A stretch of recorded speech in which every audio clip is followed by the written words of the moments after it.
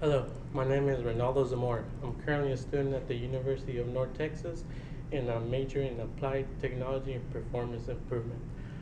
Before I transferred to UNT, I actually graduated from TCC with a applied associates in applied science in automotive technology. My whole life, I like tinkering with cars. So when I got out of high school, I decided to take classes and learn more about them. In these classes, I learned how to properly diagnose and repair vehicles, which today I'm going to use to help you diagnose a check engine light. Before I start, though, I want to set up a scenario that we've all probably been in. You walk past your car, you look down at your inspection sticker, and you see that it's about to be, you had to get a new one. So you get in your car, you turn it on, and there it is, the infamous check engine light. Now you got two dilemmas to worry about. You got to fix your check engine light, and you got to get your state inspection sticker out. Now, what most people do in this scenario is, well, you got a couple of options. First, you can go to a dealership, which is what most people do, and you can go to a dealership or a mechanic shop. But now you have to take time out of your day. You have to make an appointment. You have to go down to the dealership, and most of the time these dealerships are already busy, so they're gonna have to tell you to wait for whatever time you have to wait, or they're probably gonna have to tell you to leave your car and pick it up whenever they're done. So now you have to take more time out of your day and make more room in your schedule to fix this problem, or you can do it yourself, which is what I'm going to try to teach you today, how to properly diagnose your own check engine light. Before I start though, I want to explain what are check engine lights.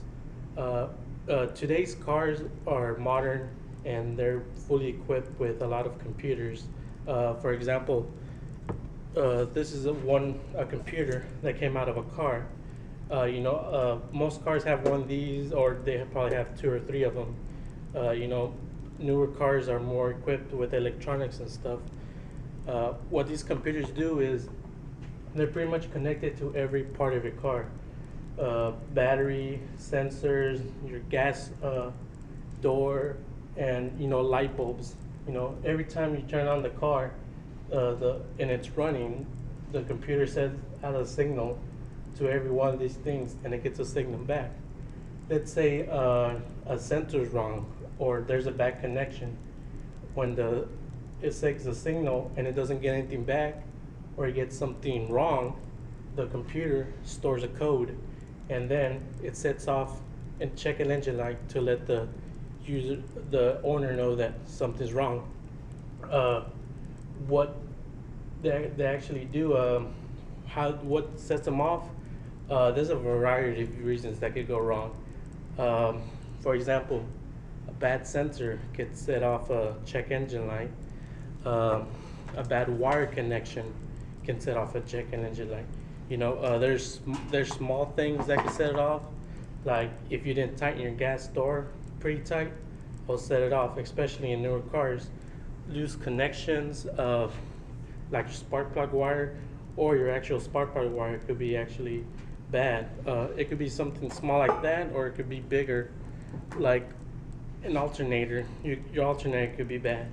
There's a variety of reasons that could set up a check engine light. It could be something minor. It could be something big like this. So what do you do when one comes on? Well, we already said the scenario. You could go to a dealership, and take a lot of time out of your day, or you could do it yourself. How do you do it? Well, today, this is a code scanner. You plug this into your car. You can see with this data link, it's OBD2. What's OBD2? Ever since 1996, car manufacturers were regulated to use OBD2, which stands for onboard diagnostics. Every car since 1996 is going to have this extension right here. I'll show you a close-up when we get up to the vehicle. But some of these this one's a high-end scanner, but you can usually find these at auto parts store for like $40. They're cheaper now. Even you could buy a wire like this to hook up to your smartphone, and you can use that to actually read the codes out of your car. Other things you might need are just simple tools like a flashlight, pliers, various screwdrivers and stuff. But most of the time, you're just wanting to check what set off the check engine light. As we go right now, it could be a variety of reasons. Now, I'd like to take you over to the car and show you how to actually use this tool and how to properly diagnose one of these scenarios. All right, here we are at the vehicle. This is actually a trainer that school use. It's pretty much equipped like a real engine. As you can see here, there's a cluster gauge. There's the engine, fuse box. This is pretty much a demo on car on wheels. What you look at here is the actual connection where you would snap in your scanner. Most cars since 1996 are going to have this connection. Where will it be located?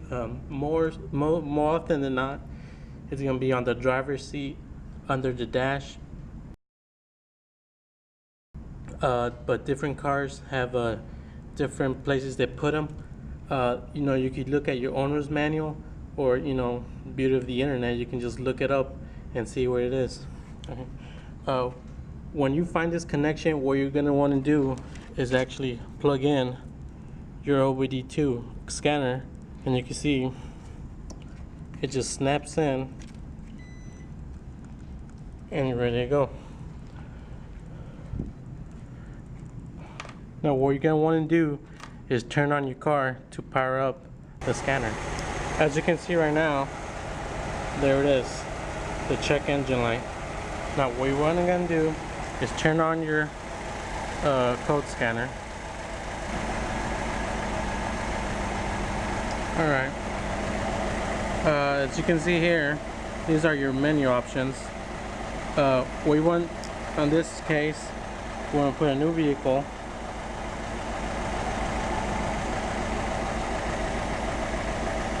And you just pretty much putting in all the information about the car you own.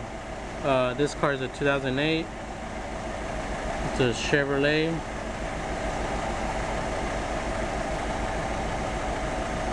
A lot of cars have a lot of packages.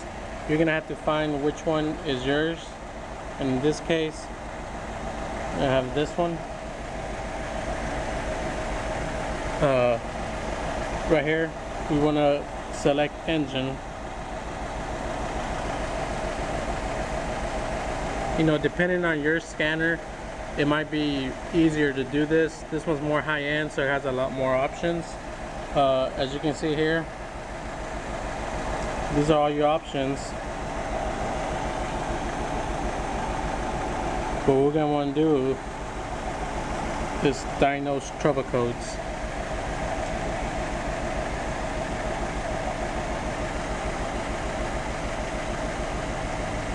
And right now, it's diagnosing the actual car. It's trying to pull up any codes that the computer has stored inside. And as you can see, here are some of the things it has. This is the actual code number, and this one gives you a brief explanation of what might be. As you can see, it says ignition coil and engine misfire. Now, most of the time, you're going to want to look at the actual problem and see what it is. In this case, these are going to be your ignition coils. And the first step is you want to make sure you look at the wires to make sure that they look fine, they're not burnt or cut up. You want to make sure they're tight. In this case, as you see, it's loose. So if you find yourself having this problem, just make sure it's tight.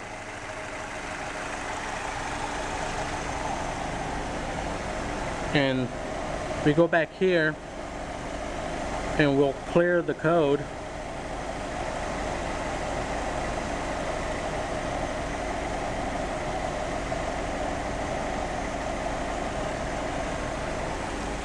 and you'll see the check engine light shut off.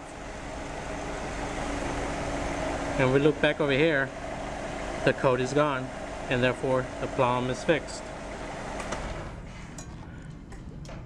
Now, this was an easy fix. You know, this scenario actually happens more than you think. You know, a loose connection or a bad wiring connection, you know, it could set off code.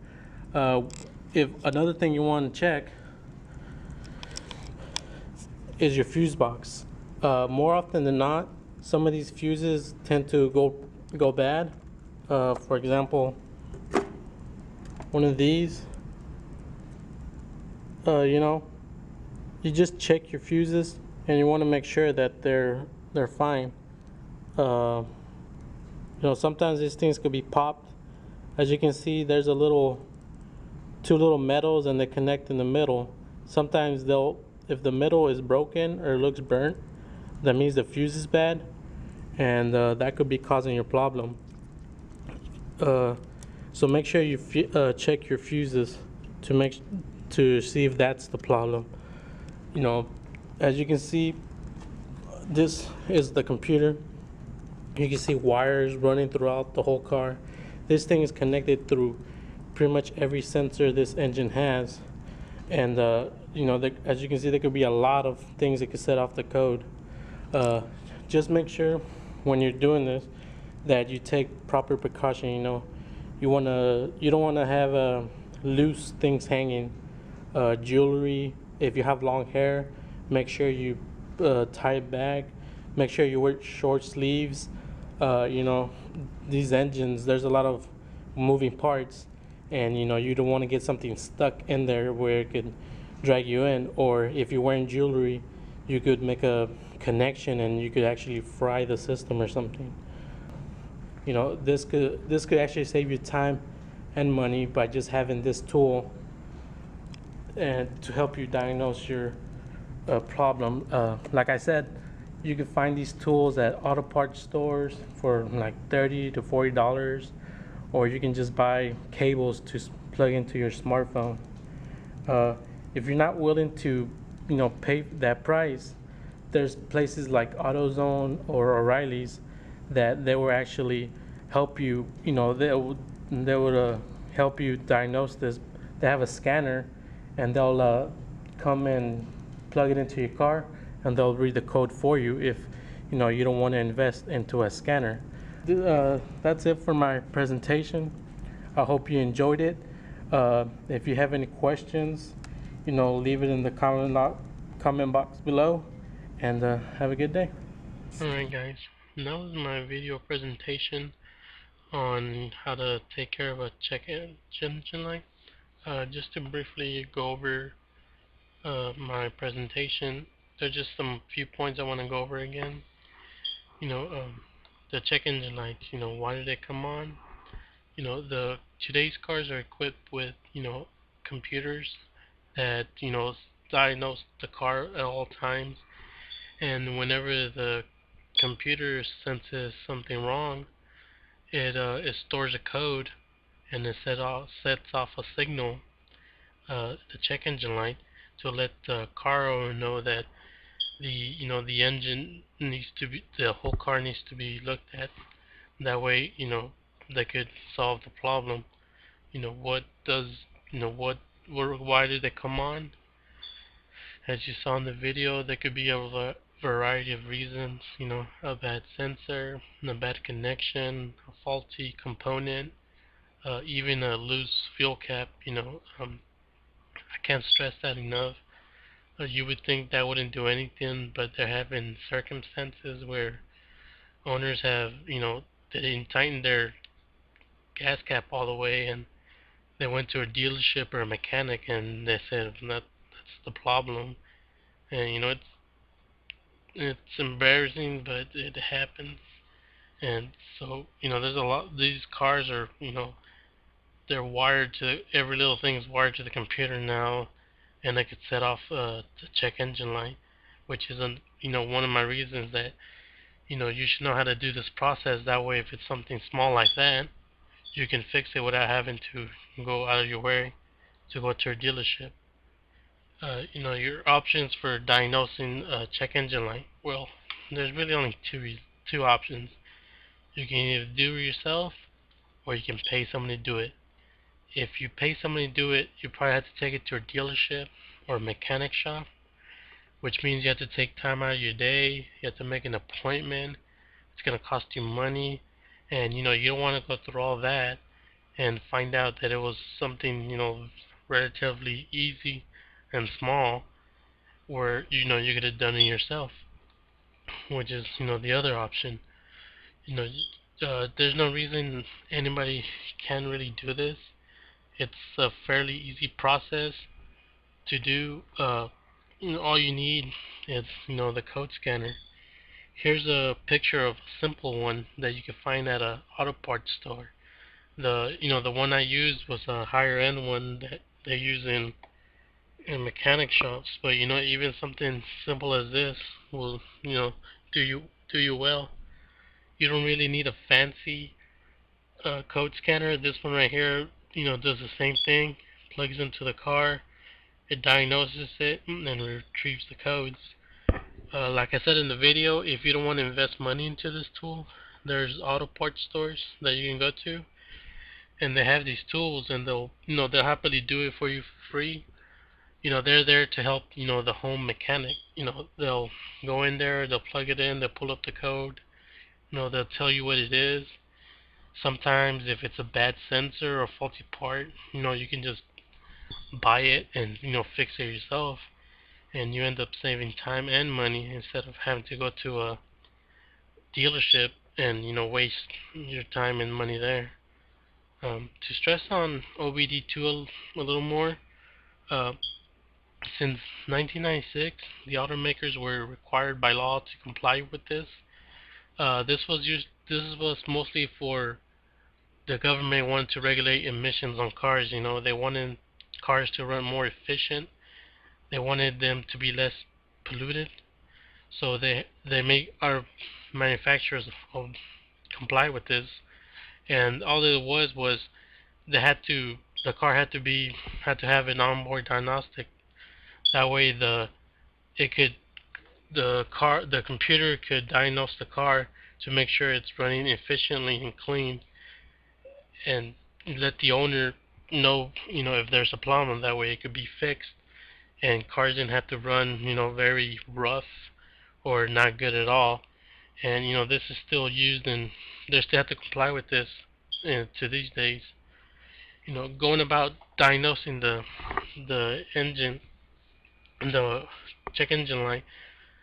Here's a picture of where you would plug in the code scanner. Like I said, it's usually in the driver's side under the dashboard, but different car manufacturers stick them in different places. You might want to look in your owner manual first and see if it says there. If you can't find it in there, just Google it. Just put your car information and Google it. The online community is a great place to look for research for this kind of stuff. Which is another thing I want to point out. Whenever you pull up the code, sometimes it'll just give you that number, and you don't know what that number is, so you can just, there's different websites you can use where you could type in the information and the code, and it'll pull up results of of what other people have that code means. The online car community is great. There's a lot of people that are willing to help each other and stuff. So there's a lot of people doing this by themselves. You know, just to briefly go over, it's not a hard process. If you can use a smartphone, you can pretty much use this tool. You know, there's a lot of people out there that want to do it, but probably don't know how, or think you have to be like a certified mechanic to do this. You don't really have to. Yes, there's probably going to be some, mechanical issues that you can't fix yourself, but at least you'll know what it is. You hate to go to the dealership and then be like, oh, it was this little sensor or something. But let's say you pull up the code and it was something that you couldn't fix. Well, at least you know now what the problem is, and you can, save up money for it, because some of these can be costly, and by knowing what you're dealing with, you could be better prepared. And that's why I wanted to show people how to do this process. Get, I guess you call it, get the home mechanic more. It's an easy process. Almost anybody can do it. I hope you give it a try, and I hope you enjoyed the presentation.